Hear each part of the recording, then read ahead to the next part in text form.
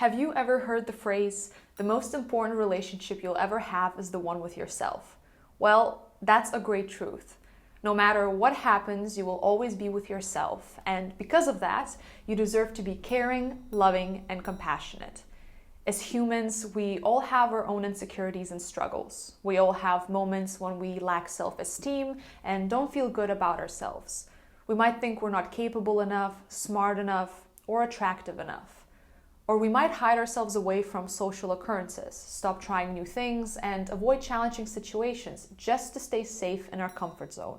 Most of us have not so great self-talk. When we tune into what someone else is experiencing, we are often respectful towards their feelings and are non-judgmental in our responses.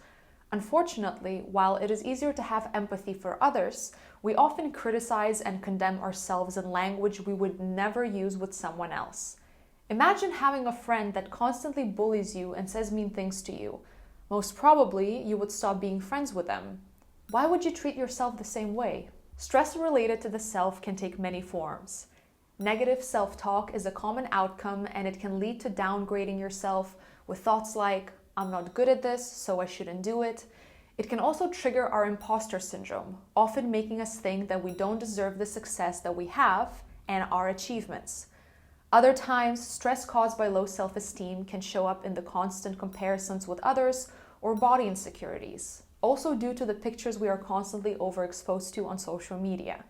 All these examples come from one and the same place, the inner dialogue that we have with ourselves.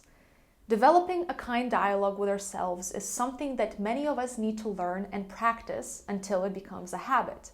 We can start by identifying the negative beliefs we have about ourselves and then challenging them.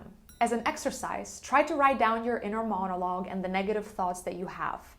Ask yourself whether you believe in these thoughts and reply with milder answers. Next, write some evidence that challenges these negative beliefs. For example, if your negative thoughts are, I'm not smart enough, gather evidence from your life and challenge this thought. Remember the time you tackled a challenging project or completed a certain study? That's evidence that can challenge this negative thought of, I am not smart enough. Do this exercise as often as necessary and get into the habit of listening to your inner monologue, writing it down, and then challenging the negative things that you say to yourself. Another tip, make time for self-care. Identify what activities give you pleasure, help you release stress, boost your mood, and give you breathing room to accept and appreciate who you are. These are all stepping stones to greater self-compassion.